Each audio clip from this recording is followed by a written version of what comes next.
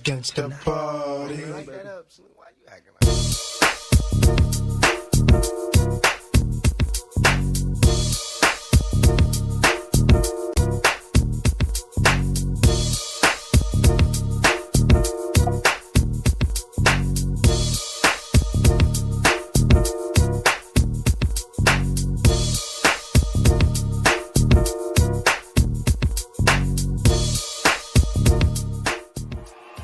I'm not surprised, motherfuckers.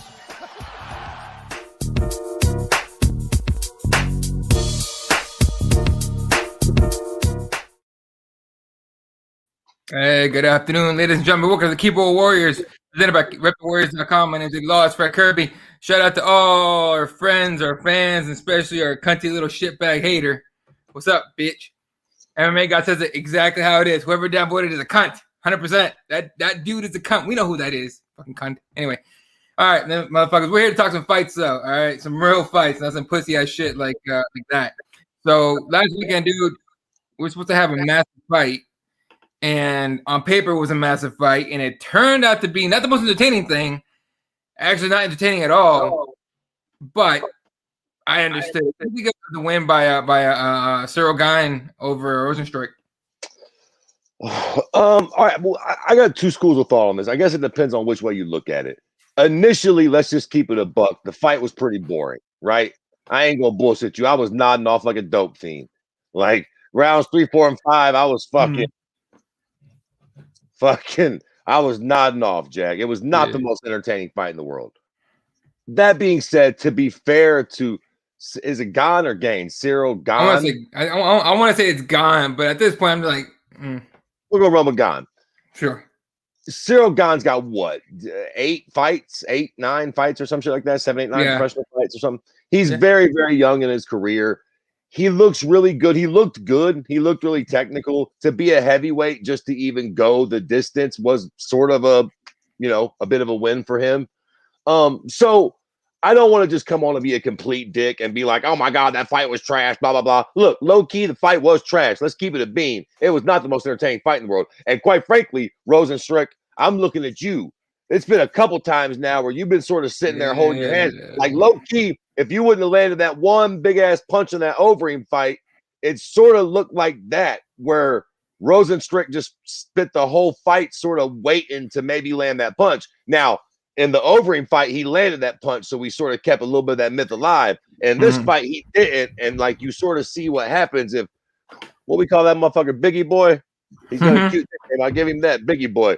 If Biggie Boy don't land that punch, his ass is grass, son. So look, overall, the fight was fucking boring and it was a bit of a letdown. Let's keep it a buck.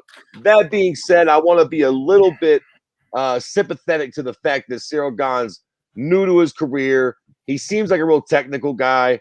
Hard for me to sit here and be like, go out there and go out guns a-blazing. And, he fought a smart fight, man. He fought a smart fight. So I ain't particularly mad at him. But that being said, I ain't necessarily getting out the red panties the next time he fights either. You know what I mean? Like, you gotta sort of light fools on fire if you want us to, I'm sure we'll talk about Hazmat here in just a little while. But if you really want that sort of hype, you sort of need to be starching folks, man. Like, it's point blank. No, 100%, especially at heavyweight, right? And what's up, Glitch? And MMA God says Gane proved he's worthy though. But a 5-round heavyweight fight is gonna be boring almost every time. That's 100% true. Again, I'm with you on this. I think we're on the same page here. I think it takes two to tango and all that saying. Your Rozenstruik, if you just look at the numbers, if you hadn't watched the fight and you saw just the numbers on your screen right here, he didn't do shit. He did nothing, right? Yeah. Landed 49 total, threw 111. Cyril Gane threw landed 128, 202. Actually shot for takedowns, got a couple of them. Like, Rozenstruik got gunshot, and it was the immediate joke I thought of, and everyone beat me to it on the memes and all that, was he watching Tyron Woodley fights before this shit. Because that's exactly what happened with Tyron Woodley lately. Tyron Woodley used to be that dude. The wrestler with the overhand right that can knock you the fuck out. That's how he won the title, right? And so it's like, did he watch that shit? And that's what he decided to do. And that was the running joke. And that's what he looked like, man. He looked like a gun shy dude that did not want to get knocked out, which I understand. But if you want to make it in this game, you can't be that way.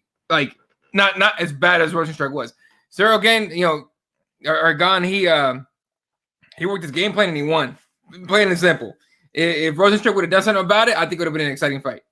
Okay, so now let me ask you this: on a scale of 1 to 10, how excited was you for Cyril Gane as a prospect heading into this fight? I didn't know a lot about him before his last fight, right? This fight honestly didn't look him up very much, but I was excited knowing that he has knockout power and he's a very athletic dude, very, very, he's a sniper when he wants to be.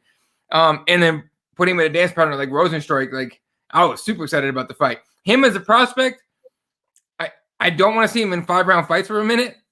You know what I mean? No, but hold on. I want to make a point. Go Going into the fight, scale of 1 to 10, what did you think of him as a prospect? I'll give you. I was like 8, 9. Like I was high on him going in. He's a heavyweight. He's undefeated. He's athletic. Let's keep it a buck. Most heavyweights in the UFC look like a tub of shit these days. He's actually fucking, looks like a real fucking heavyweight that trains and is ready for this shit. He's looked good. So I'm like, hell yeah. Dude. Coming out of this fight now, he looked good, but my expectations are tempered. Yeah, for sure. I had him as a 10 going into the fight. I was at a 10. Right. Okay, so coming out of it, maybe a 9. Yeah, and that was my next question. Now, I guess that's my question. How much stock did he lose coming off of that performance for you moving forward, looking at him as a prospect? For me, I'm with you. Next time he fights, I'm gonna be like at a 7, like one of those like I'm gonna be like wary of it, right? Like I don't want to get too hyped for this fight because it might suck, right? Especially if it's a main event. But I'm gonna go with like a 7. Like I still know he's really good and he's worthy and all that stuff, but I'm not gonna be like, oh, it's gonna be a crazy fight.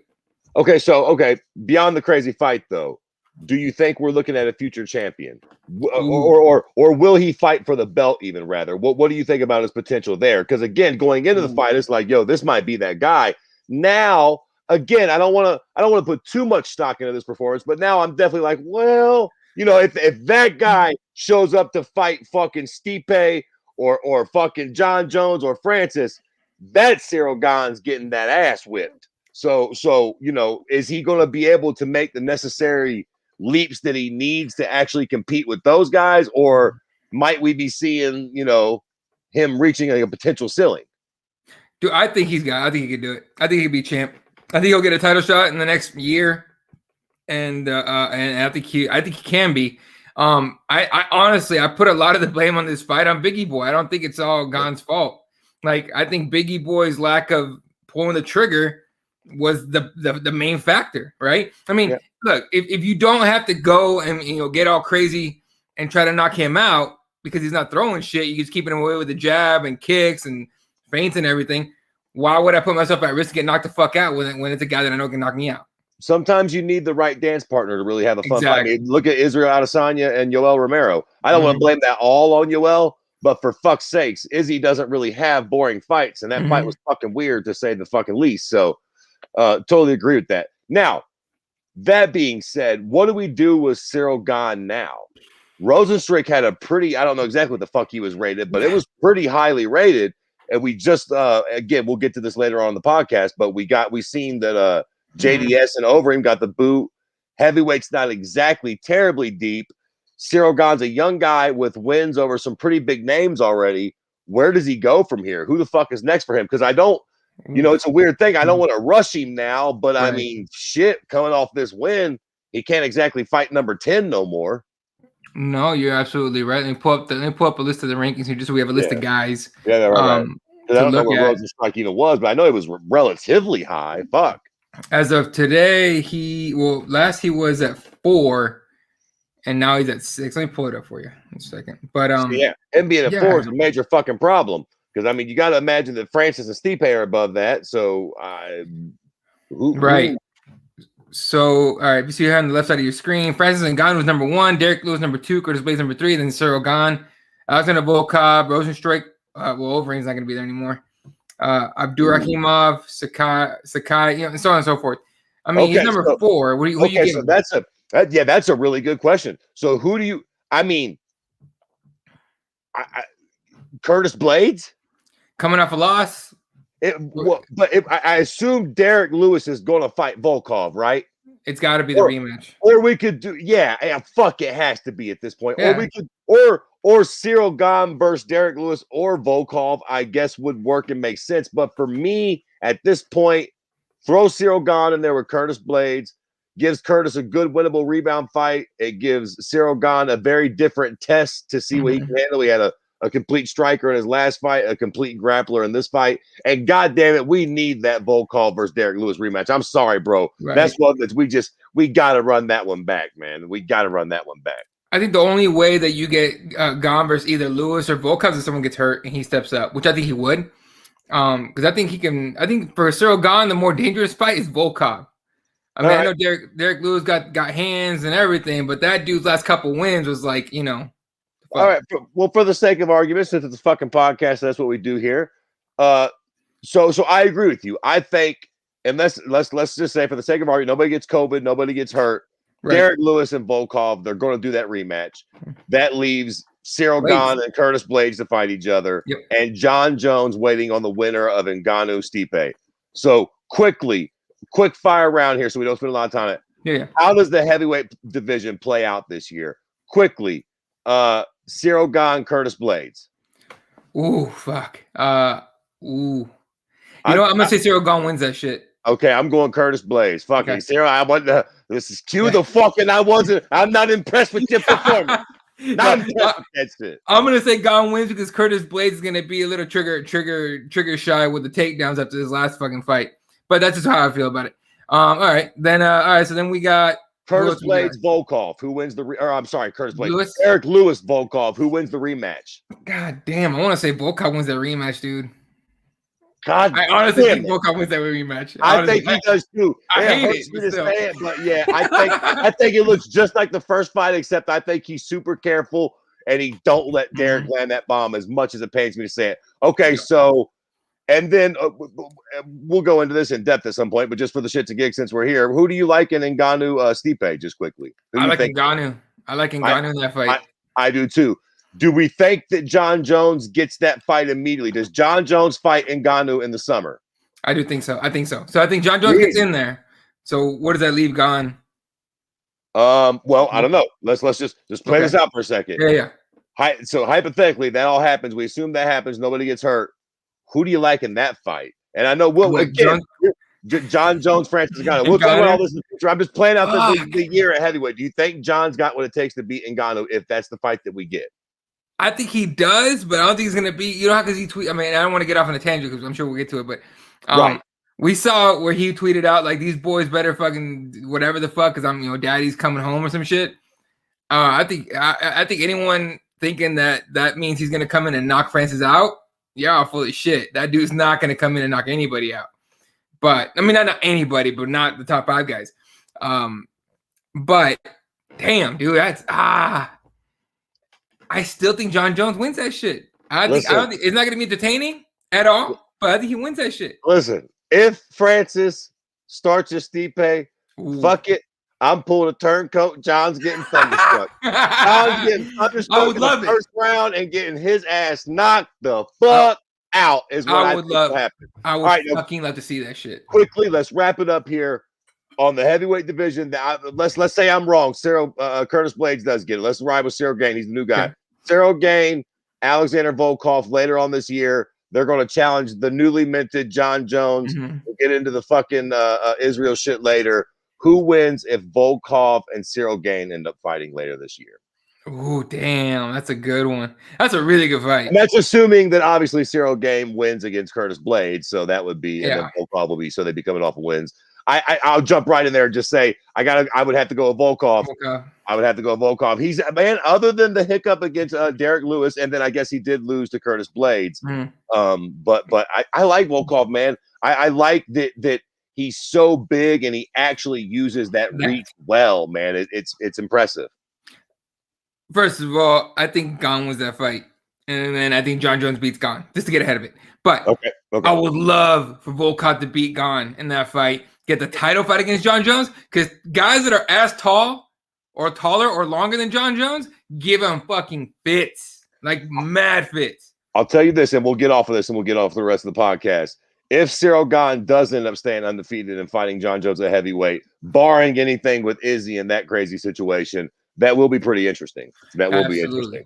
All right, let me pull up some of the comments here going through this heavyweight thing. Brando, what's up, bro?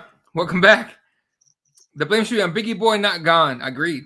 I agree. Shit fights happen like this every heavyweight, but Gane better not make a habit of this, or else he's wearing the scarlet letter of beef or boring 100%. And it's easy to get that. Really easy to get that. Right. Heavyweight's so thin, and right, we're talking about it here in a second. Overeem and JDS have left the promotion, or got kicked out, whatever it is. Upset City this weekend. Parlay and Megan with Thiago or Jan with Thiago. One will hit. You know what? We'll get into it in a moment, but I'm telling you, I ain't mad at that Megan pick. I'm telling you, man, I got a weird feeling, but we'll get into it. Yeah. Remember Francis versus Derek was a snooze fest. Yeah. Tevin, what's up? What's up? There What am I seeing? Volkov is gone, to be honest. Me neither. September for Usman versus Street Jesus is way too far away. You know what? Don't get me started on that horse shit yet. Don't get me fired up yet. It's too early in the podcast. Is that even official? I think so. But again, let's get through this because I'll fucking go on a fucking 3-minute tirade about that horse shit. But just please. Maybe a tough coaching job for Jorge Usman too. I'd be no. Time about just real quick on that. If you're gonna do tough, and I hate to say it because I never watch it and I wouldn't watch it anyway, I would just love to hear about it later. It has to be Masvidal and Colby. Yes. I agree. Not Usman. I want Usman. I don't want to, dude. I don't even want to watch the fucking Usman countdowns or fucking embeddeds and shit because he's so boring. But you know, okay, but hold on. Okay, I gotta fuck it. Yeah. Well, I don't. Usman's not boring. He's not a great self-promoter. There you go. And his story's not being told well. Mm-hmm. I mean, he's got a very interesting story. He's a fantastic fighter. He's got the issues with his pops being in prison. He just needs to sort of get the right people around him to start shooting. You remember when the Overeem would do those fucking what were them vlogs called that Overeem did back in the day?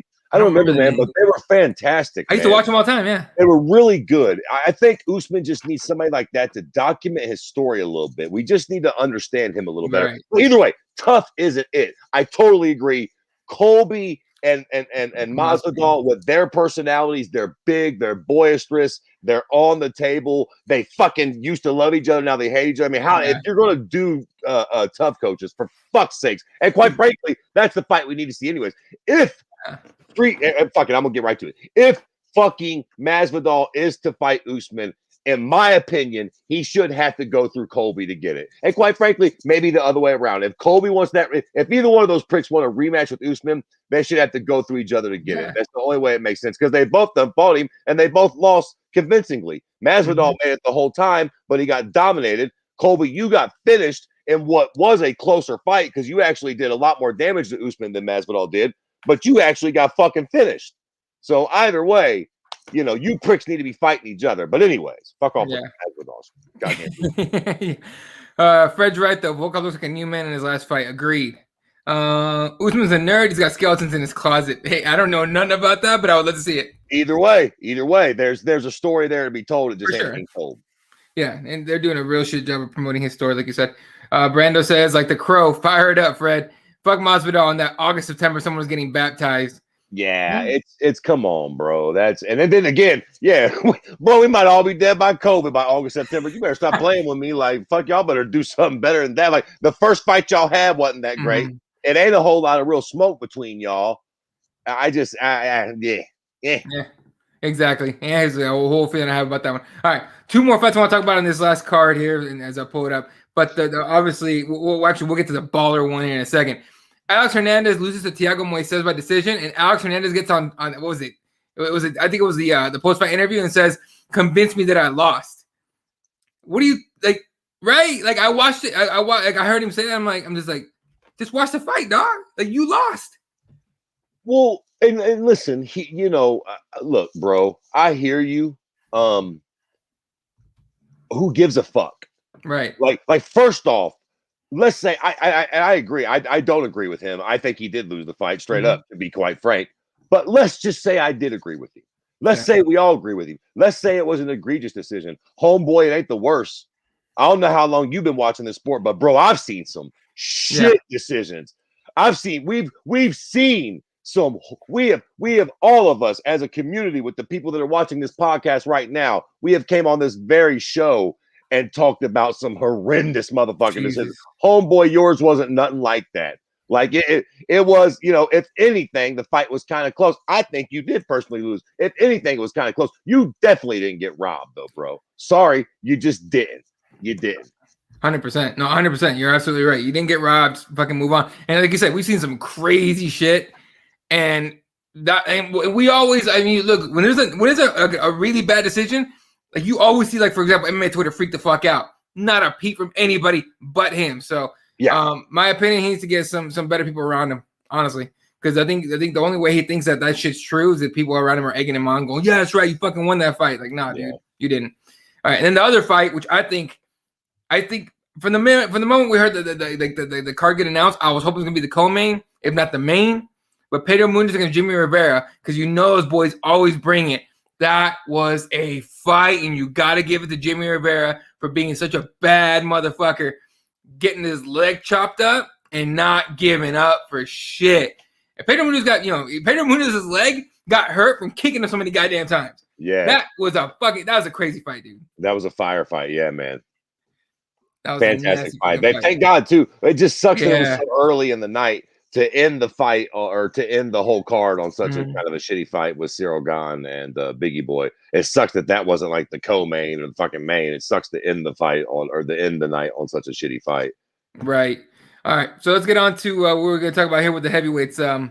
Overeem. After Overeem and Junior Santos last night or yesterday afternoon, it was announced that both JDS and Overeem have left the promotion, or I don't know if they've been cut or they didn't agree on the next fight, whatever. So they're no longer part of the UFC.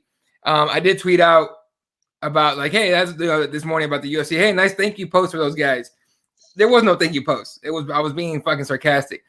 But you gotta at very least give JDS a lot of credit for like he gave the UFC a lot of crazy fights. You would have thought they'd have been like, hey man, do something for that guy. And Overeem, dude, he was this close to getting another heavyweight title, and possibly, had he won the heavyweight title, might have got down as the GOAT, straight up. Yeah, I think he would have had pretty much almost every heavyweight title you could have had, and then even won the fucking K1 fucking heavyweight boxing tournament one year.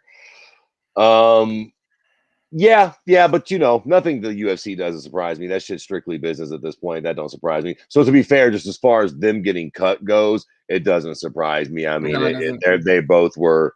I don't think this should really come as a shock to anybody. Makes perfect sense. They're both coming off of losses. Hell, matter of fact, I think maybe even a losing streak. Maybe Overeem, had one before this or whatever. But like, yeah, it makes perfect sense. I guess the question for me now becomes, where do we think they're going to go? What happens to them with their career? Are they going to retire? Overeem has fucking been through the ringer. I mean, does Overeem really want to go to Bellator or to One or some shit like that at this point?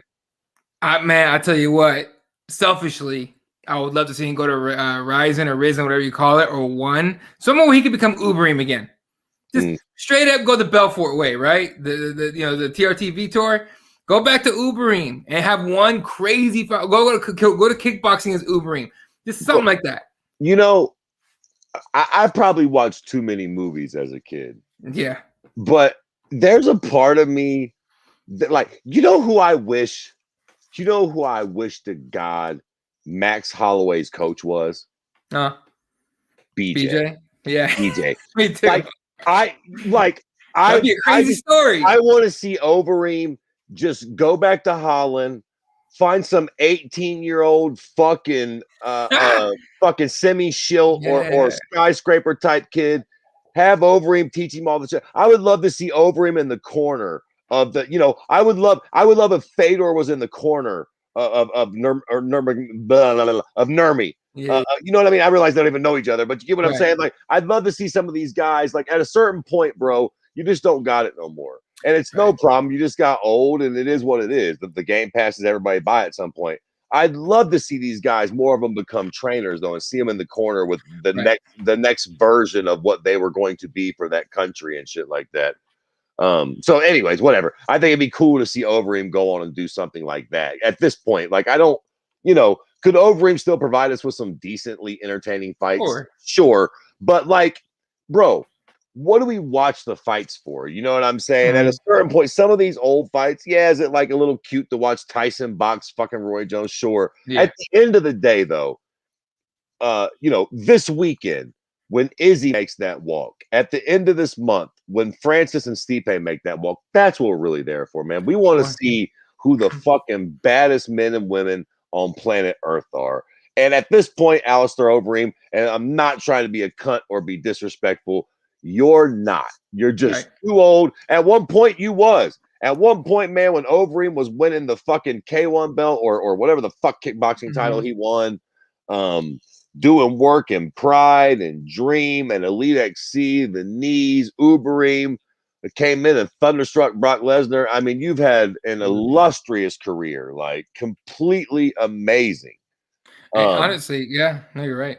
So like, just at this point, I don't really want to see him keep fighting. You know what I mean? Like with a lot of these guys, I'm starting to have this sort of revisionist history with some of these dudes, like BJ, man. I was a diehard BJ fan. Now I'm starting to realize I should have been against BJ fighting these last 4 or 5 times. Like he should have retired, after the Nick Diaz fight. Yeah, that's what I was gonna say. He should have been done because he again, could he keep fighting? He did. He came out and took beating after beating, but didn't work out. He was a shell of himself. For what? Overeem at one point was terrifying. I remember back when he was fucking kneeing people into oblivion and just fucking killing dudes. What was the big white boy? Todd Duffy. Todd Duffy, yeah. Paulie McGuire. Slap. Boy, Overeem was over there killing fools in Japan. I mean, an absolute fucking murderer. So, nothing to be ashamed of, dog. That at this point you can't do it no more, man. I know these guys want to still compete. That's why I think the coaching angle would be a good thing for some of them. I wouldn't. I'm with you on Overeem now. I was thinking about it. Like I said, selfishly become Overeem again and start somebody and then retire. But you're right. Yeah, go past that knowledge on. What I don't want is either one of these guys in Bellator, like either one. I don't want to see JDS go to Bellator. Like he can go to coaching route too. But look. He might as well just try the boxing thing, like he was saying. Try the boxing, heavyweight boxing. He can get himself. He can get himself a heavyweight boxing fight. He can get. Yeah, but to be fair, at this point, he's taken so much abuse, and I don't think he's got a shot in the world. And them heavyweight boxers would work the shit out of JDS at this point.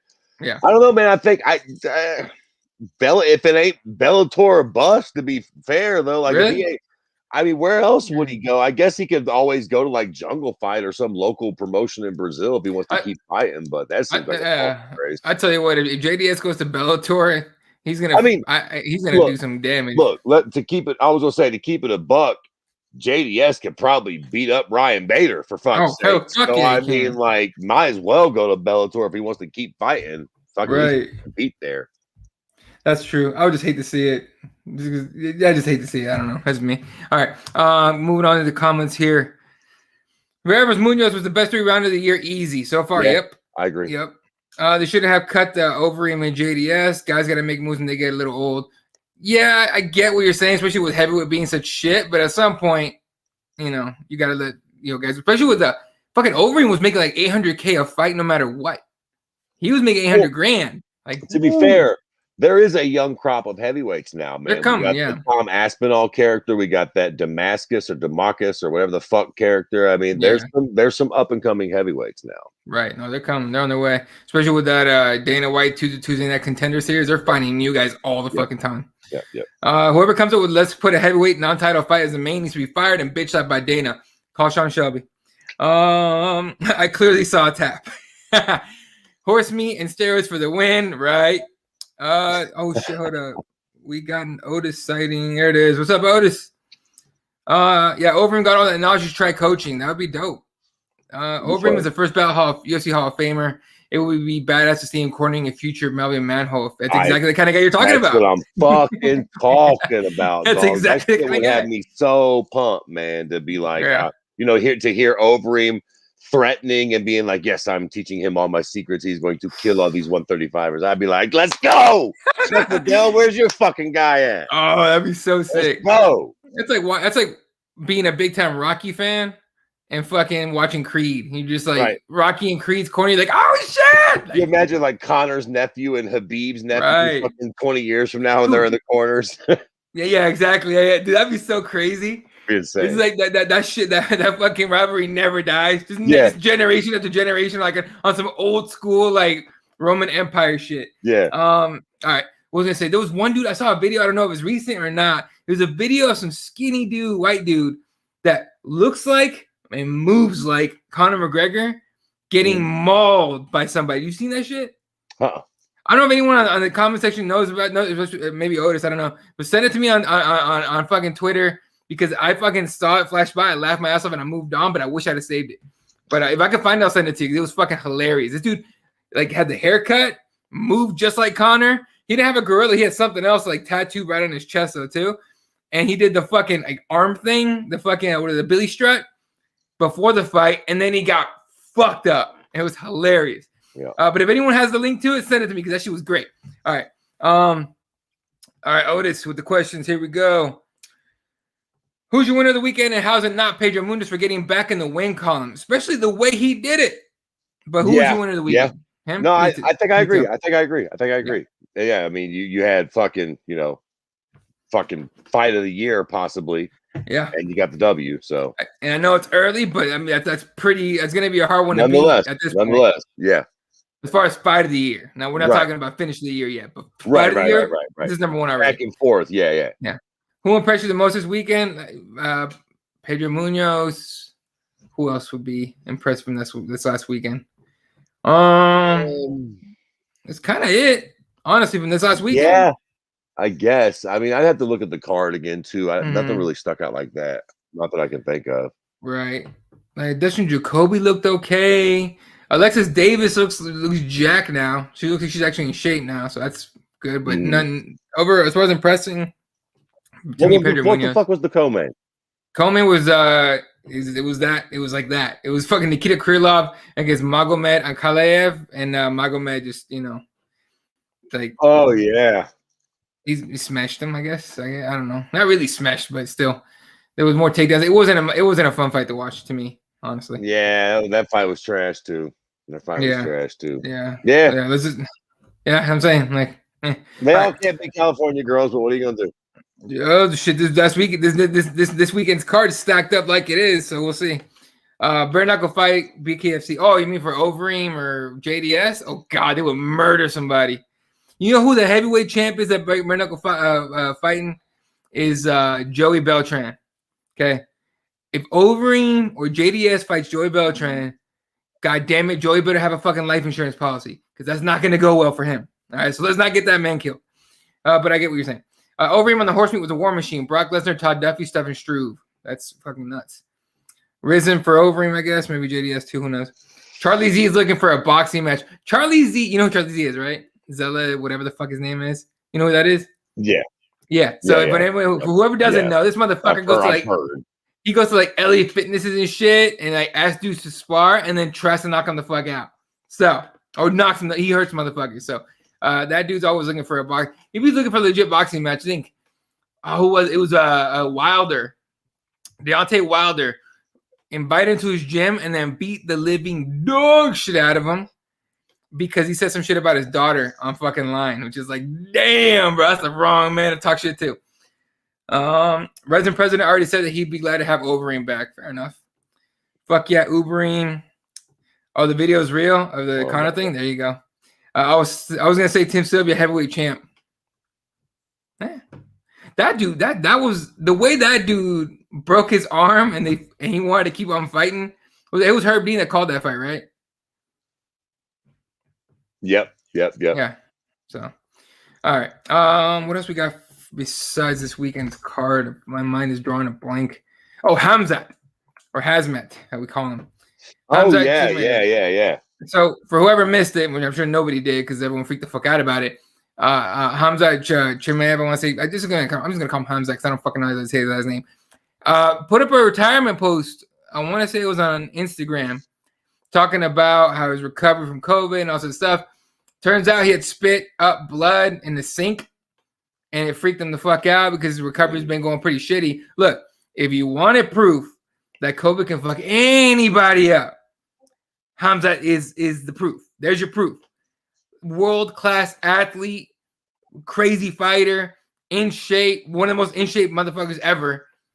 And he is having a hard-ass time recovering. So if anyone here thought that shit was bullshit, now you know it's not. Then White comes out and says he was being emotional, he's not retiring. That fucking dictator comes out and says, no, I called him, he's not gonna retire. They just won't let this motherfucker retire. What in the fuck is going on with that shit? But regardless, what was your take when you saw that post? And do you think it's real? Like, as far as like him actually retiring? When I first saw the post, I was like, damn, like, fuck. I know he's been dealing with this for a while. We've all been, we were all waiting on the Leon Edwards fight, so on and so forth. But yeah, I was like, fuck, that's crazy. Yeah. Now, do I think it's real? No. Let me just say that I don't think, but I also don't think Khabib's retired. I'm sorry, like, right.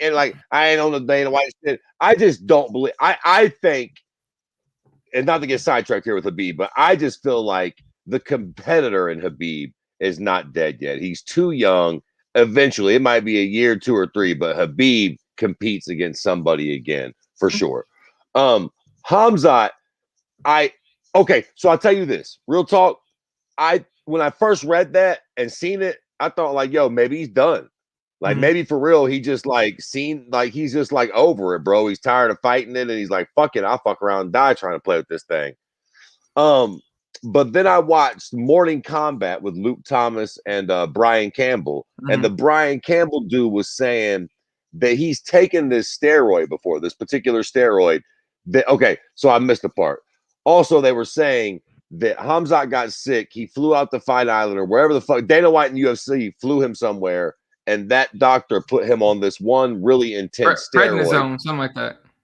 There you go. There you go. Now, on Morning Combat, Brian Campbell was saying that he had taken that fucking steroid for some particular ailment, and he said it worked great, but he said it fucked with him mentally to the point to where he would have crying breakdowns. He would get fucking angry. It made him like extremely bipolar-ish. Like he would be in a great mood, or he'd be pissed, or he'd be real fucking sad. So if that's the case, then could Hamzat have just been fucking, feeling some kind of way because he just got depressed because he's like, yo, what the fuck? And maybe it was just those steroids sort of affecting him like that. Like that could be possible too, dude. I mean, listen, if he's able to fight, we all know he'll fight.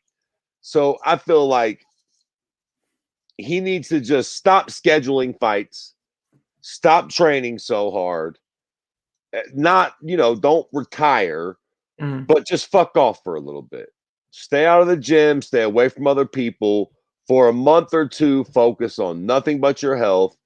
Don't worry about when you're coming back. Just worry about if you're coming back. You know what I mean? And like, if that's the case, I'm sure that he'll eventually will come back. I would assume, I hope so, unless it just did some really horrible damage to his lungs. But other than that, like I would assume that maybe one of the problems he has is that he keeps trying to train like a madman. Right. And you just can't break your body down like that when you're dealing with this sort of weirdy-beardy virus that we don't even really know a whole terrible fucking amount about yet. So it's like, bro, you probably just need to take the steroids, take the fucking vitamin C and the zinc and whatever the fuck else these rich motherfucking doctors are giving you and the rich ass motherfuckers of the UFC are giving you, and sleep and just let your ass rest and let this shit get the fuck out your system all the way before, be completely done with it before you try to start training 24 fucking or full bore again. Yeah. No, I want to see him go away for like a year. Just get fully healthy. Maybe fully even, physically, but like up here. Like, Right. fully healthy. Yeah, or at least 26 years old. 6 months or something. Yeah, Yeah, yeah. I mean, yeah, you're young, bro. Go give it some time. Like we motherfucker, like TJ Dillashaw, sneaky snake ass, be back soon, and we all remember just who the fuck he was. Ain't nobody gonna forget about you, bro. We'll be here waiting on you. Get yourself healthy, and I do think he can do that. So Yeah, and I think they'll give him that they'll give him the opportunity if he wants it. oh yeah, well, what they gonna do? Tell him no? Right, tell If him he's no. just like, listen, man, I need like a year, 6 months. Like I'll be back, but I just don't know when. Let me go get nice and healthy, and then I'll be back. They'll be waiting on him. We'll all be waiting on him. 100%.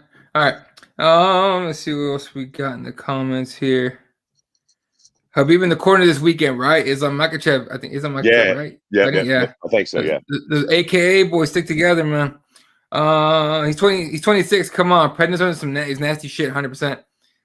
Brandon says I wore hazmat suits for a living in the army. I'll drag Jacob or Tito Ortiz, dumbass, into a COVID war so he can catch it like he said he wanted.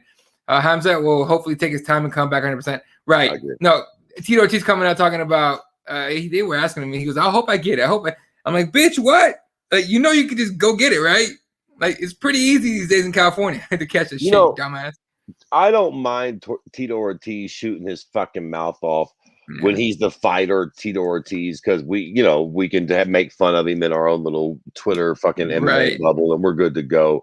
But bro, you're like an official fucking government official now. Like you got a real ass seat on the board. Yeah, bro, you gotta shut the fuck up and stop saying stupid shit like that. You sort of have a responsibility now to not say quite frankly, dangerous shit, bro. What the fuck are you talking about? Like, again, you could say that dumb shit when you were just like Tito the fighter. You're like Tito the fucking city councilman now, bro. You can't be fucking spouting off dumbass shit like that now, man. It's irresponsible as fuck.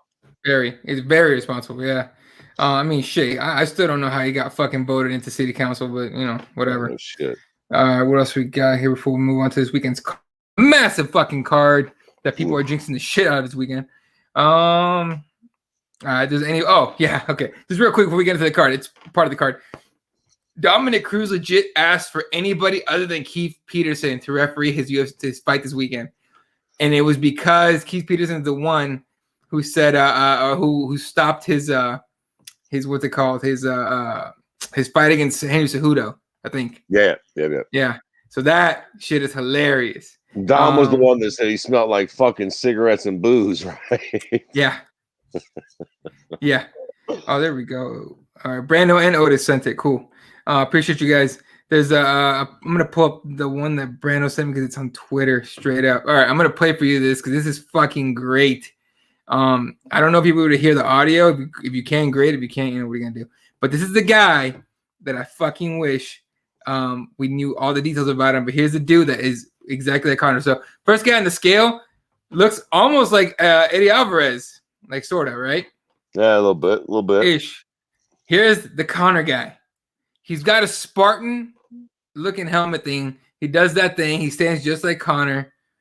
Has the hair like Conor, like early Conor. Look at this shit.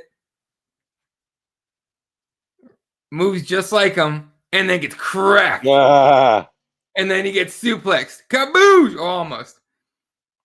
He just gets fucked up. Oh my god. Wild shit. Either way. It's funny. In an alternate universe, that's what Eddie Alvarez, Conor McGregor looked like. Exactly. That's exactly how it played out in an alternate universe. Yeah. I appreciate Brando and Otis for sending it over. That shit was great. I got a good laugh out of it, not because I don't hate Conor. I enjoy Conor fighting. But because it's like, motherfuckers, be so's. Like, you can't clone motherfuckers. Well, and that's almost just silly too. Dude. It is silly, yeah. This isn't the WWF, dude. You're going in there like, if that's really how you fight, then fair enough. But like, how ironic would it be that you happen to look like Conor, you got similar tattoos, and you actually just fight like him as well? Like, buddy, you better wake up, man. This ain't the game to just be, you want to cosplay, wait until fucking UFC comes to fucking, to the convention center. Yeah, to International Fight Week, and you can come back like Conor. Don't try to do that in the cage. You see what dude did to you. You see what that low-rent Eddie Alvarez did to you, bro. He's not unconscious. You better wake your dumb ass up. Stop playing around. Anybody playing with you.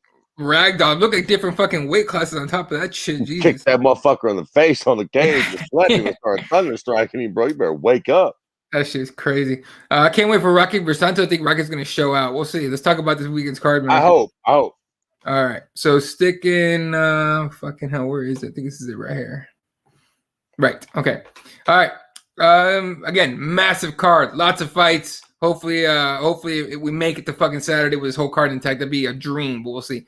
All right, kicking off at 3 p.m. Pacific time, at 6 p.m. Eastern time, and we're about to cross into daylight savings time. I think in the next few days, so we'll see how that goes. First fight, I'm not gonna go through every single fight because there's too many fights. But Mario Bautista against Trevor Jones, Udos Medic against Alon Cruz. Liebe Neta Salza against Amanda Lemos. Lemos, we've seen Salza fight before. She needs a dub. Not needs it, but you know. Sean Brady against Jake Matthews. We've seen both these guys before. Kennedy, your last name I'll never fucking try to say, against Carlos Oberg. And then, of course, we've seen Tim Elliott before taking on Jordan Espinoza at flyweight, which Tim Elliott swore a long time ago he'd never do again. But that's the early prelim. That's the Fight Pass or ESPN Plus / Fight Pass prelim. Damn, how many fights are on this card, Jack? 1, 2, 3, 4, 5, 6 on the early prelims. Then on the ESPN prelim, Jesus Christ, on the ESPN prelims, that's So another So now we're up to 10 already. So probably 15, 16 on the whole card. Jesus Christ. Right. First fight of the night, or first fight on the ESPN prelims, Rogelio Montorin against Kai Kara France. We've seen again. Kai Kara France, the guy that the little Pettis brother was supposed to fight, and he didn't want to. Yep. Joe B taking out Askar Askarov. Maybe Joe B's last fight. Who knows? We'll see. If he loses, flyweight getting interesting. Right. Sonya Dong taking on Kyler Phillips. Kyler Phillips has been talking some shit about, that Song's they had to take I'm gonna make him take the red pill, talking about the Matrix and shit like that. If you guys want to catch that interview, it was actually I got a good laugh out of it. My boys over at Cage Side Press got that done. Go hit him up on Twitter at Cage Side Press for that video. But I got a good kick out of it. But judge for yourself. Former champion, one of the GOATs at 135 was in the prelims. Dominic Cruz taking on Casey Kenny, who, funny enough, is on the same card as Megan Anderson after he said he wouldn't smash her because she's a 4 or 5 a.m. girl. But, that shit was funny at the moment. Taking on Dominic Cruz, man. Casey Kenny talking about he wants to be on a Legends tour. Either way, what do you think on this fight here? Because Dom's not done, but man, he's been around for a while. Listen, I'm gonna tell you something right now. First things first, 10 out of 10, Casey fucking Kasem is definitely gonna smash Megan Anderson. He's full of shit. Yeah. 10 out of 10, he smashed worse looking broads than fucking Megan Anderson. 100%. I mean, she's no fucking dream queen, but get the fuck out of here, buddy. You're no fucking Elias Theodoro either, homeboy. Mm-hmm. Now, as far as this fight goes, I also think Mr. fucking Casey Kasem got himself in a world of trouble. Big time. I think this is the perfect spot for Dominic Cruz. I think it's what Dominic Cruz needs. Mm-hmm. A step down in competition. And all joking aside, that's no fucking disrespect to Casey Kenny. He's just fucking, is it Kenny or Kearney? Is that Kenny? It's Kenny. No disrespect to him. Dominic Cruz has just been fighting the elite of the elite for as long as I can remember. So, anything beyond an absolutely elite fighter is a step down for him. Casey Kennedy has a fucking nice little fucking streak going right now, but he is nowhere near elite. So the fact that Dominic Cruz is getting a step down in competition, he's not the fucking main or the co-main. He's not going to have to deal with a shitload of press and media. I think, for me personally, Dominic Cruz is going to come out in style. I think this is going to be his sort of coming back party. Quite frankly, I think this is as close as you're going to get to what you will see a tune-up fight called in the UFC. I think this is a complete tune-up fight for Dominic Cruz, and I think he's going to use it to his benefit. I think he's going to come back, put on a show, and his next fight will be the fight where we all should sort of be like, okay, now let's see if Dominic can make another run at things. Yeah, and like you said, perfect opponent, up-and-comer guy. He can smash, boom, get rid of an up-and-comer, and probably has to take another, probably get another fight after this. I don't know. I'm not saying he's ready to retire or anything. By the way, Angela Hill did like a breakdown of Dominic Cruz's he does like a switch dip and uppercut. Mm-hmm. I'm not bullshitting. Next time I get into Muay Thai, I'm gonna fucking train that shit. That looks fucking dope. Mm-hmm. Oh yeah, and Brando brings up a good after this one. Says that kind of wannabe was like all whack ass superheroes that came out in Blank Man. Yeah. Yeah, I know. What the fuck? Like, you did all that to just get thunderstruck. Yeah. Now, for those that missed it, in the last couple days, the governors, I want to say Mississippi and Texas, but more importantly, Texas, announced that they are opening the states for 100%. All businesses are 100% capacity now. And the mask mandate, the statewide mask mandate is no longer a thing. So Brando, fucking hell, reminds us. Don't forget DFW saying he wants in Texas ASAP since the governor opened everything 100%. The next pay-per-view will be in Dallas.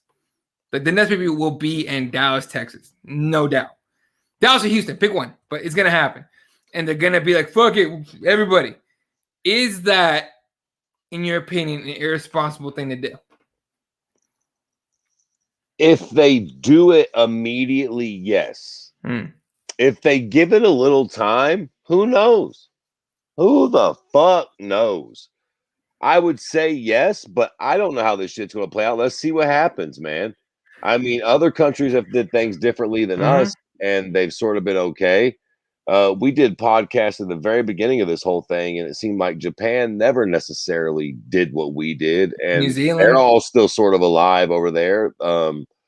So I don't know, really, man. They're really like it's hard to say. If they went right into it and packed an arena immediately, yeah, that's probably not the smartest thing to do. But if they gave it 6 months and the numbers don't seem to be going out of control in Texas, and Houston Rockets are having games and whatever the fuck the fucking Texas baseball to the Texas Rangers and everything's sort of going, and it's not like, oh fuck, this is a horrible idea. And if it starts running rampant, it won't take us too terribly long to figure it. A month or 2 or 3, right. And we'll be like, yo, the Texas will shut right the fuck back down. But if that don't happen and they do one later on this year, I wouldn't be terribly mad at it. Yeah, I think you got to wait a little longer just to see what the vaccine does to the numbers, and the numbers stay down and all that. Like, the numbers are down. Let's be honest. Like, the numbers are down, and the vaccine rolling out at the same time is a really nice, mix there. But again, I'm no fucking scientist or doctor, so I have no fucking clue how to read that shit. But to me, common sense says, wait a little longer, just like you, just a few more months. Nothing crazy. When I say wait till 2022, we're saying just wait. Let's say wait 3-4 months, see what the numbers look like. If it's still down, boom, let's go. Right. And even then, not full capacity. Let's just see what's up. All right. Right. And quite frankly, honestly, none of these fights are really that big. If they're going to do the trilogy with Dustin Connor in the summer, do it then. Yeah, give it a few months. You know what I mean? Don't try to rush one of these fights. I mean, we got some big fights coming up, but to be fair, honestly, none of them are really blockbuster fights. Nah. Yeah. Brooklyn goes, this is exactly how things run in the oil field in Texas. Go 100% until you get shut down again. Jesus Christ. All right. What else we got? Kenny for the upset. Let's see. Did the governor think that the snowstorm blow COVID away? Yeah. Let's be honest. Their governor's clearly showing they're not very smart. Talking about that Kyler Phillips saying Phillips said he's going to unplug him from the Matrix, right? Yeah. So you guys go to K-Side Press and fucking listen to that shit. I got a good laugh out of it because he's fucking serious when he says it. All right. Still waiting to get my first shot. Probably not until summer. Yeah. No, it's I full disclosure. I got my first one. Because apparently I'm part of the essential, essential thing. A nurse. Yeah. There you go. And because in Arizona, it's apparently it's way easier to get your shot than anywhere else. It's kind of weird. It's really weird how that's working here. But one of the few times Arizona does shit okay. Anyway, you sucker, look at you. I'll tell you what, dude. The way it worked out is it's also really weird here. There's so many people that are so hesitant about getting the vaccine that there's like plenty of it left over. Not really kind of right, but here's how it's going. So I heard from one of my friends, and this is not how I did it. I actually got registered and got my appointment and everything, so it was legit. Like I didn't do what one of my buddies did. He had to go take his mom in to get her shot. She got an appointment and everything. They go. It's him, his mom, and I think his girl were in the car. They were just driving her. They weren't trying to get anything. Well, they drive up and they ask him, "Hey, did you get your shot yet?" And he goes, "No." He goes, "Do you want it?" Like, "Yeah." Okay. Because they were in the car? Boom. Right. Because they were in the car. Probably had extra or whatever. They're just like, fuck it. Well, it's just like it's such a desperate need to vaccinate the population. They're like, fuck it. Whoever shows up, we don't even care. Right. Get it so we can get this shit. We can open this shit back up. Just one less person we need to worry about now. Exactly. That's kind of how it's going. And from what I hear, it's kind of going like that in a lot of places. So if that's just one way. Look, I'm just saying that's one thing to look at. You know what I mean? Get a look at it. I ain't mad at it. Yep. Shit, I want to get back to fucking normal too. Shit.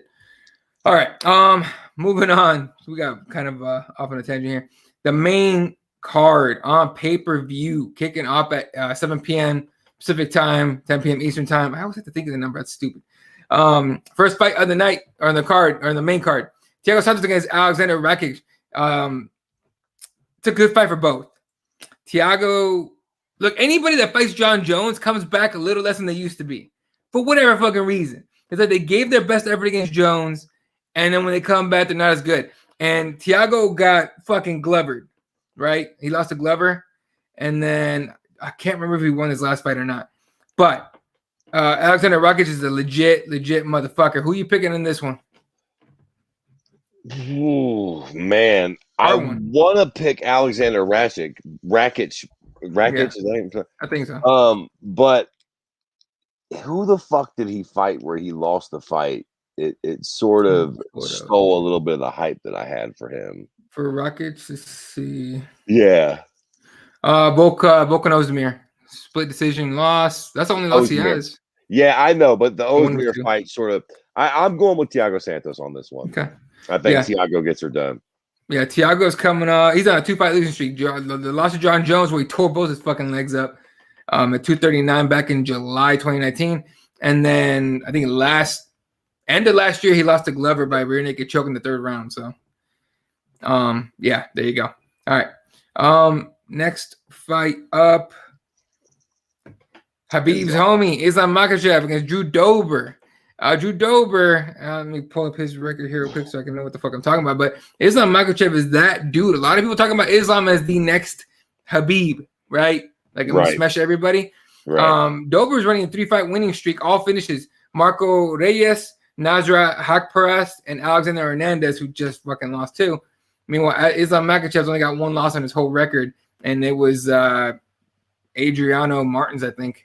But other than that, 6-fight win streak. Chris Wade, Nick Lentz. Let me see if I can pull it. Here we go. Cleveland Tebow, Cajun Johnson, Armin Sarkian, and then David Ramos. This is a big fight for both guys. Who are you picking? You know, now hearing you list off the people that Islam has beaten, I'm going to go with Drew Dober. Drew Dober?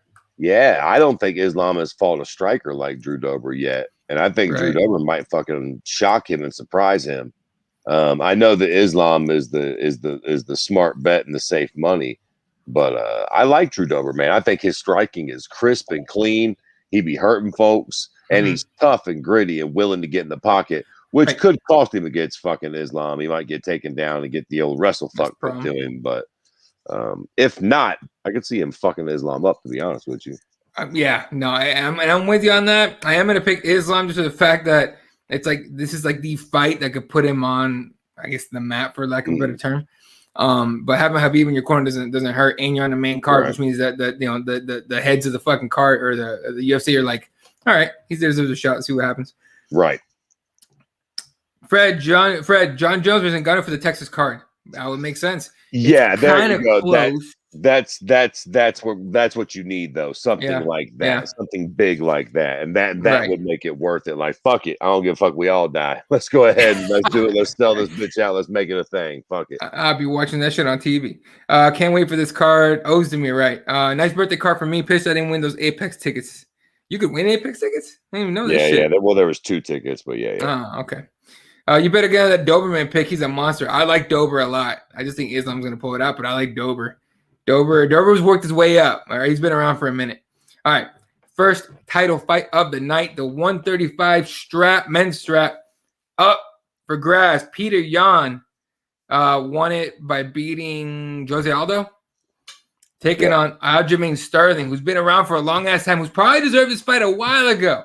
Finally gets his title shot. Peter Yan's a motherfucker. Aljamain Sterling's a motherfucker. Who you picking? Ooh, God, what a fight, man. What a fight. Big fucking fight. Young guy, two young guys at the top of their game at the moment.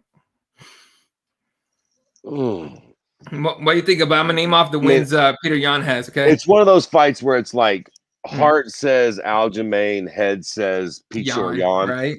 But like, man, there's some ways that I guess I wonder how Aljamain will do on the feet with Pichor, and I think he could do okay. Might even surprise some of us and win that battle. I wouldn't be terribly surprised to see that. And more importantly, I wonder if Aljo can impose his grappling game on Pichor, and that's the question. He will look like if Aljo can, because Pichor can wrestle too, right? He can grapple a little bit. He can grapple a little bit, right? Yeah. So. And I just don't really know enough about them. I don't know, man. I'm really I want Aljamain to win, and that ain't really necessarily on no USA shit, but like I just would like to see him get the W. But to be fair, I just don't know enough about fucking Yan. I mean, he's looked good, but I'm still sort of figuring out what to think about him. I'll go Aljo submission, third, fourth round, late submission. I think at the very least maybe he can get him tired. I don't know if he'll be able to submit him as fast as he did Corey Sandhagen, but if Pichor slows down that fourth or fifth round, I think it'll be a real dangerous place to be with Aljo on the mat in those later rounds. Right. So last 4 wins from old Peter Yan. February 2019, John Dodson, June of that year, Jimmy Rivera, both decisions. Then he head kicked Uriah Faber in December and 2019, and then he beats Jose Aldo last year, July, TKO, fifth round TKO. Jose Aldo for the belt. Aljamain Sterling to me has had a long road to finally get here. He's been in the UFC for a long ass time. He's been around since 2014, dude. Yeah, he's been in the UFC since 2014. So his last, let's go with last 4. The Cody Stamann knee bar. You guys remember that with him and Zabit did the same submission, and Zabit. People saying Zabit did it better. I don't know. We'll see. I think Aljo did it better. And then Jimmy Rivera decision win. Pedro Munoz, who just fucking had a great fight against Jimmy Rivera. He beat both those guys by decision. And then he rear naked choked Corey Sandhagen, who was like supposed to be the next fucking guy, right? His thing about Aljo and Tyler George picking Aljo. What's up, dude? I don't think Aljo needs to get a takedown to get his grappling. And I'm not talking about clinching. Aljo has a sneaky fucking way to do like a fucking arm drag or a duck under or some way to get behind you, and he becomes a backpack real quick. Now, can Peter Yan train for that? Sure. Because Peter Yan have the wrestling and the grappling to do something against that? Absolutely. Okay. But if Aljo is able to get his grappling going, especially if he gets a takedown, but if he's able to get his grappling going, I'm with you. I think he ends up getting the win. I think he gets a rear naked choke. I'm gonna go with you. Fourth round rear naked choke. His striking is underrated in my opinion. His spinning shit, it's always funky. He always does some funky spinning shit. That's why they call him the Funk Master. So yeah, I'm taking Aljo too in the fourth round. We gotta talk about. I think there's only a month left. Thanks, Tex, for reminding me. There's only like a month left of the Reebok deal. I think next month is the Venom takes over, so that'll be interesting. All right, co-main event: the GOAT, female GOAT, Amanda Nunes puts her 145 strap on the line against Megan Anderson in a fight that up until maybe when I actually started thinking about it about a week and a half ago, when I actually thought about the fight and the physical aspect of the fight and everything, I thought was easily going to be Nunes by knockout. I'm thinking about it now. It's a little different. Not saying I don't know. I still don't know. I don't know. I'll go first. I'm still gonna pick Amanda Nunes. I think she showed enough being able to knock out fucking Cyborg the way she did it. I don't think Megan Anderson can take a shot like that either. But Megan Anderson is taller. She's bigger. She's possibly stronger than Cyborg. I want to see Cyborg Megan Anderson before she left, but we didn't get that fight. it's a hard one, man. It's a hard one to pick at this point. I don't know if we're falling for the hype or not. I'm still taking Amanda Nunes by knockout. But, man, like Megan Anderson, with just a couple of days left for the fight, looks like a real motherfucker, man. Who you picking? Yeah, look, exactly. All things considered, of course, I'm picking Amanda Nunes. I mean, that's, of course, she's the greatest female fighter we've ever watched compete before. All that being said, everybody that's been the greatest anything ever always ends up taking that L at some point. So many great fighters, so many, the Anderson Silva era, the Ronda Rousey era, fuck the Hoist Gracie era. We've seen so many guys and girls that, you know, everybody thought nobody's ever going to beat this person, Fedor, and then eventually they lose. And usually it's sort of against somebody you didn't exactly see that coming. Like, you know, when Fabricio submitted Fedor, we all knew Fabricio was, you know, formidable, but like when he did it, it was like, oh shit, like Fedor should have been taking that one a little more serious. I get a little bit of those vibes here. Not that she's going to submit her. I just don't think I don't want to say that Amanda Nunes is like buying her own hype, but I think that maybe she might not be taking Megan. It's one of those issues where Amanda's been champ for a long time, champ for a long time. She and everybody else in the world feels like she's going to win this fight. And I think Megan Anderson might be in that situation where she's just like got nothing to lose, comes out balls to the wall, fights a really, really smart, brilliant fight. Maybe even on some George St. Pierre, Matt Serra shit where she fucks around, pulls a sneaky little quick punch, knockout win, gets some crazy shit up on her, and then gets the fuck beat out of her in the rematch. But I would not be surprised at all if Megan Anderson fucks around and pulls some sort of bullshit upset. Listen, also to be fair, just on some X's and O's shit, as amazing as Amanda Nunes is as a fighter, she is beatable. She's been beaten. We've seen it. Now, I know it was a long time ago, but let's just keep it a buck here. Megan Anderson is a mite bigger than Kat Zingano. Think about it, right?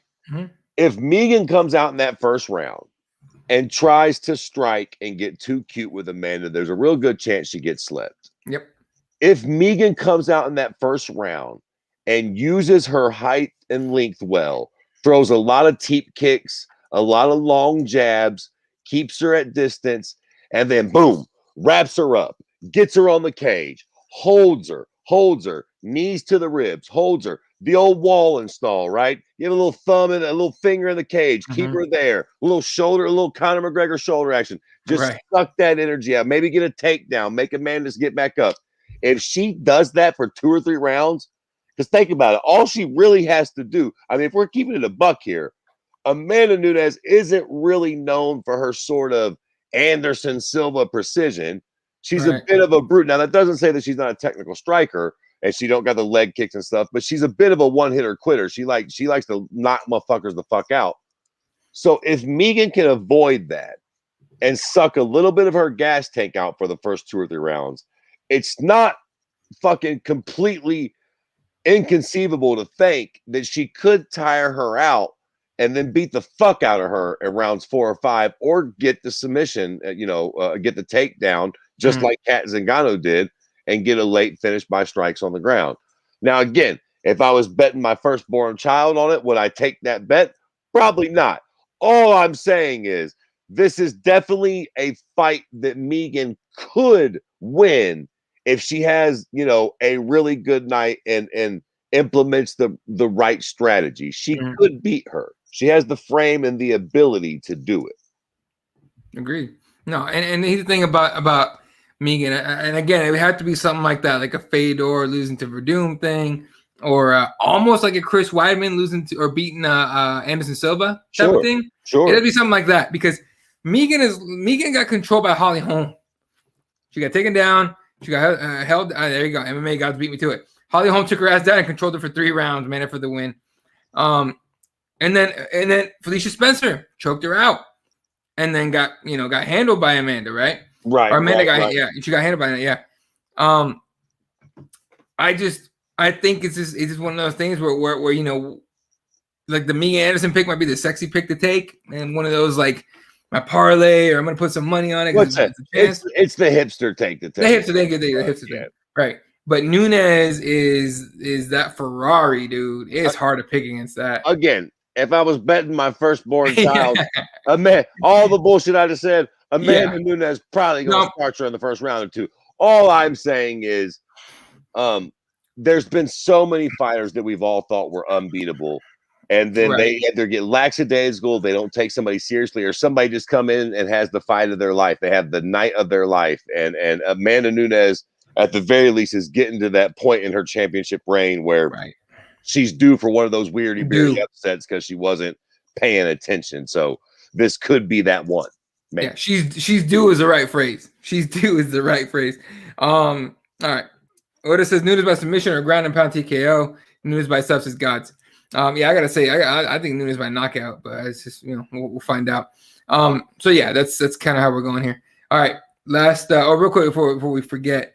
So the whole thing about Texas being open and everything, Dana White is quoted. I don't know. I'm reading this off of MMAclickbait.com. So MMA fighting. He says Dana White's quoted as saying, "quote Yes, as soon as the governor of Texas said that they were opening 100%, I called. Dallas said no. So Dallas said, nah, go fuck yourself. And I'm working on Houston. We'll see if we can get Houston done. Again, Texas businesses, a lot of them, not all of them, but quite a few of them said, yeah, go fuck yourself, Abbott. We don't know what the fuck's going on with this shit. We're still going to require masks and a bunch of other stuff. Right. So who knows what's going to happen. If I just hope if they do go to Houston, they allow that full capacity sellout shit that people are like hopefully taking care of themselves. I don't know what to say about that shit, man. I just hope we don't get no crazy. I hate to say that. I hate the phrase super spreader event, but I just hope it doesn't become something like that. That would be fucking bad. And if people died off of that shit, please believe Dana White wouldn't get. I don't know what. No shit. Yeah, it's just a bad fucking look, I think. But Dana's been that guy that's been defiant from the very beginning. So we'll see what happens here. All right, main event. This is I wouldn't say like a crazy fight. It's not like a legacy fight in a way, but it's a good one, and it sets up another big one possibly later on. John Blachowicz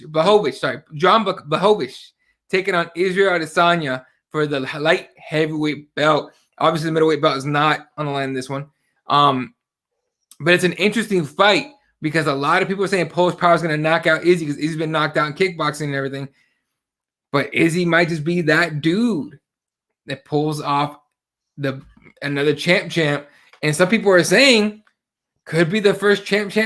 I don't know if that's possible. I don't know if that could happen. But I have a hard time picking this one. Who are you picking? Oh man, look, to make a long story short, Jack, I'm picking Izzy. Okay. But let me go on and tell you all the reasons why I'm nervous for picking Izzy. Yeah. Because look, Izzy, first off, he only got knocked out one time. And he fought a lot of times in kickboxing. So that, he got knocked out once. And I think that's the only time he's ever been knocked out in any fighting thing ever. And the dude's been doing karate, kickboxing, and MMA since he was fucking, a baby boy. So you can't put a whole lot of stock into that one way or the other. That being said, to the best of my knowledge, he's never fought 205 in MMA. Right. Now, kickboxing will give you a little bit of something, but as we all know, mixed martial arts is a whole different beast. Just the gloves alone, different beast. Right. Getting hit with MMA gloves is not the same. Now, it's also why Izzy's been able to win the fights the way he has. I think in kickboxing gloves, he doesn't necessarily put down Derek Brunson or Robert Whitaker as easy as he did with MMA gloves. So it cuts both ways. Izzy's also able to hurt motherfuckers because he's got those tiny little gloves on. But Izzy was also able to be hit by Kelvin Gastelum, who is essentially a blown up welterweight if we're keeping it a fucking buck. Yeah. So this is a very interesting fight. Do I think Israel Adesanya is way more talented than Jan Blachowicz? Absolutely. I mean, you know what I mean? Like, do I think he's a better striker? Do I think he's got better movement, better head movement, better fucking foot movement? Do I think he's, all of that? Yes. all that being said, the reason why we love MMA is because a fight doesn't always play out like that. None of that sort of matters. The great equalizer is power and one punch knockout power, which Jan does have at 205, which he's proven time and time again. Mm-hmm. You got to go with Izzy. We're riding the Izzy train. I think he wins the belt, calls out John Jones. We can all contemplate how that all goes, but I'm riding this wave till the end. But I tell you what, this is not an easy fight. It's not an easy fight. It's a very competitive fight. Jan is a serious threat, and he's even almost more of a threat for the fact that he's looked at as not so much of a threat, if you understand what I'm saying. Yeah. Like, it's not like if Izzy was going up and John was still champion, we would all know that Izzy would come in laser focus, laser beams, like he did with Robert Whittaker. I knew he was going to do Robert Whittaker like that because he was coming in. It was the opportunity of a lifetime. I just knew it. I think he will have that focus for Jan, but I don't know. Because Jan's got that unbeatable look about him. If you look at his fights, he's been beaten before. So that sort of worries me. I don't want Izzy to get too cute. I don't think he will. I think he's a great martial artist and a great fighter. I think he's got a good camp behind him. I think he'll come in with his head on, and I think he's going to show out and knock Jan out in the first round or two. That being said, especially, and Izzy's one of those guys, a lot like Anderson, the guys that like doing this horse shit and they like making, I think a lot of guys saw that fight with Forrest Griffin and Anderson Silva back in the day, and they've been trying to mimic that sort of performance. And sometimes Izzy does it, and when they do it, it's the shit that ESPN puts on. But I'm telling you right now, as fans of these guys, it makes me nervous as fuck. It makes me nervous as fuck. As a Conor fan, he was doing that bullshit. He bobbed it with it, and bink, he bobbed right into getting thunderstruck by Dustin Poirier. And you like that shit just happens. Could I see Izzy doing that shit and Jan just barely connect him with one? Fucking maybe, man.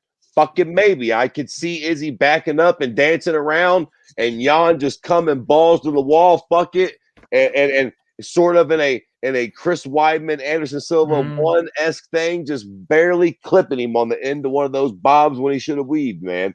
I would not be surprised to see that happen. Mark my fucking words. I think the smart money is on Izzy, but Jan is one of those motherfuckers. Like, again, everybody thought Dominic Reyes was going to beat him. We all thought he was going to lose to all these guys, and he just Luke Rockhold going to beat the shit out of Jan Block. And he just, not only does he win, but he be knocking these fools out. Like, and this is that fight. Of course, Israel going to beat Jan. Fucking maybe, man. Fucking maybe. That's the thing about that. Like you said, and you mentioned it already, Adesanya's hittable. You can land on that dude. Like, Gastelum, first of all, Gastelum is a really good striker. Like, no one gives him enough credit. That man's a really good striker. But Izzy is hittable, and he's been hit by basically everybody outside of Romero, right? Everyone's hit him. Vettori hit him when he was in Phoenix. Vettori landed on him plenty of times. It was just a weird grapply fight because, it had to be that way. But I think going up in weight, Adesanya's gonna have to be very, very on his toes, man. I don't think he could take too many of those Polish power shots that Jan Blachowicz does. I think a lot of people are getting ahead of themselves, picking Izzy to win, and then they're like, "Oh, and he's gonna take John Jones' heavyweight belt too once he gets it." Relax, okay? I like Izzy's striking. I like the speed, the position, everything that he does, right? But I think at some point, when he gets in front of somebody that can take those shots, the way Jan has shown he can take those shots, I think you run into a brick wall, and it's going to take a little bit more than just the bobbing and weaving and the fancy fucking walkouts and shit to pull off a win. I think Jan wins by knockout or TKO, but I think if Izzy pulls it off, it'll be by decision. I don't think he's going to knock Jan Blachowicz out. I just don't. I think somebody's going to sleep either way. But I tell you this, Jan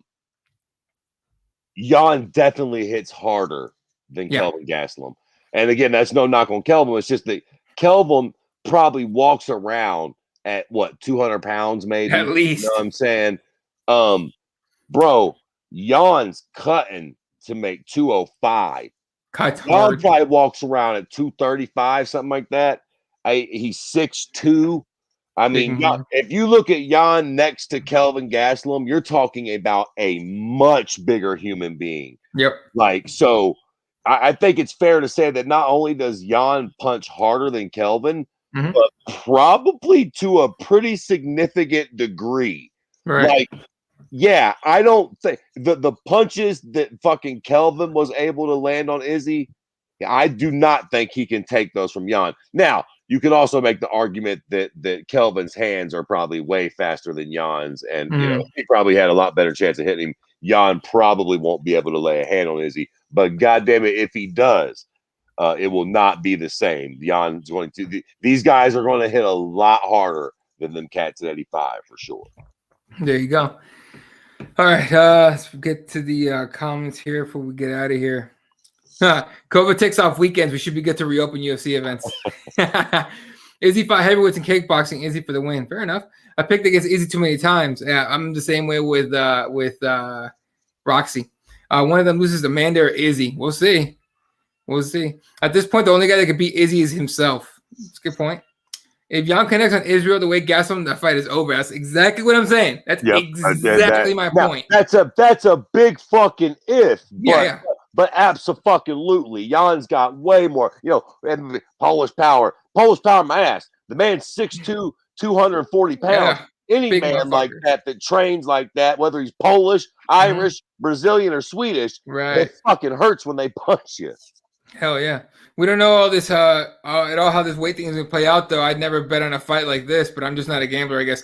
Agreed. And I know Izzy bullshitted like, oh, I'm going to win 193 for this fight. Highly doubt that, okay? But he's also not going to come in at 235 on fight night. So that's another thing to think about. All right.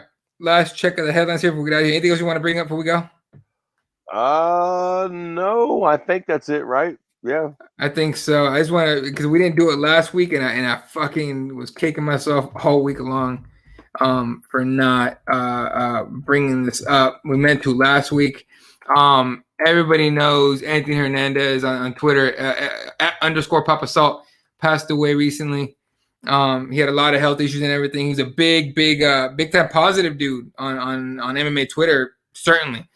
But if you ever had the chance to have a conversation with that dude, whether it's on DMs or back and forth on Twitter, like one of the more genuine dudes on this fucking app that's just packed with just disgusting fucking people sometimes, right? And plenty of drama and shit. This dude was never in on it. He's always a really nice guy, very straight up. He lost his battle. So all the thoughts and everything. I hate to say thoughts and prayers, but our thoughts are with his family. I know he has a young son. He had one on the way, which is the more heartbreaking. That right there to me is the most heartbreaking part of this whole fucking thing, is that he has a young son, but he also had one on the way that'll never get to meet his dad, and that's what killed me that night when we found out. So, rest in peace, Anthony Hernandez. We're gonna miss you on that shit, dude. I used to shoot the shit with him every once in a while. And a lot of people are feeling it heavier. So I know there's a GoFundMe out there for his family. If you're able to donate, please do. It all goes to his boys and his family and his ladies. So rest in peace, brother. Yeah, I never, we followed each other, but I actually never had any, we never DM'd. I didn't know him in any way, shape, or form. But obviously it's a terribly sad thing. And it's strange, man. A brother of ours actually passed away from MMA Twitter English about 3-4 years ago, whatever it was. A guy that we knew very well that we did podcasts with. And it's sort of funny how strong of a connection you can make with people on these platforms and stuff, man. So I know there was a lot of people on MMA Twitter that really liked him. A lot of people on MMA Twitter are complete scumbag. Never heard nobody have a bad word to say about that guy. Ever. So terribly fucking sad to hear that. And, just on that note, just to throw it in there quickly before we go, before anything terrible happens to any of us or something, I just want to say thank you to all you guys. We would talk sometimes before we go live. yo, bro, Lord knows if we get fucking sponsored or something, that'd be great. We could all use the money. You see my motherfucking wall falling apart back here. We could definitely use a few nickels around this motherfucker. Right. But at the end of the day, dog, we do this show because we really fucking enjoy it, and we enjoy the camaraderie. And honestly, man, come Saturday night when the fights are on, there's nothing I look more forward to than getting on Twitter, coming here to do the show with you, and shooting the shit with all of our virtual homeboys and homegirls, as weird as that sounds. So when one of our own goes, as it were, even if one of us didn't really communicate with them like that, it's definitely on us to respectfully say sorry and stuff like that to their loved ones. And he'll definitely be missed on MMA Twitter, man, for sure. Absolutely. God says, rest in peace, Anthony. Had nothing but great interactions with him. No one has ever had a negative word to say about that guy. That sucks. Prayers up. Great show, guys. Appreciate it, man. This one still hurts. Rest in paradise, Anthony. 100%, man. All right. And that's just a reminder, dude. Give your flowers before people go. Don't wait till they're gone. Yeah, get right, exactly. So again, all y'all that show up every week, man, 100%. Otis, fucking Brandon, all y'all. I can't even name all y'all, so I don't want to miss anybody. But for the MMA Jab, Aaron, for some of y'all that have been here for years, fucking, we love y'all, man. Real talk, man. We really appreciate this shit. We appreciate the camaraderie that it brings with us. That's why we show up. We're on Thursday this time, but Eddie has some serious shit going on. But that's why we're here every motherfucking week. With no money, with no incentive. We probably ain't going to listen to the way we talk and curse the shit I say on here and smoking dope and shit. This shit ain't never going to get sponsored. I'm surprised they even let us on YouTube. But we do this shit, man, because we really love y'all. Me and Eddie love each other. We love coming here and doing this show, man. Yeah, honestly, guys, it's honestly been an honor. Like before one of us dies, we love and appreciate it, you guys. We really do love doing the show for y'all, and we love that y'all come and watch it and hang out. It really means a lot. It really does. 100%, man. All right. On that note, shout out to everyone that tuned in tonight. Brando, Tex, MMA Gods, Otis, of course, as always. I know I missed a few people here. Tyler George was here earlier. Who else we got? Unbroken. I know Kairos tagged us in something and retweeted her shit. Appreciate the fuck out of that. Yeah, man. Yeah. Shout out to fucking everybody, man. Everybody, Tev, man. Aaron, Tev, Standing Bang, fucking Jesus, you cocksucker. Everybody that's been there throughout all the years. Like all the people that came and went on this podcast. We've been doing this for a long fucking time.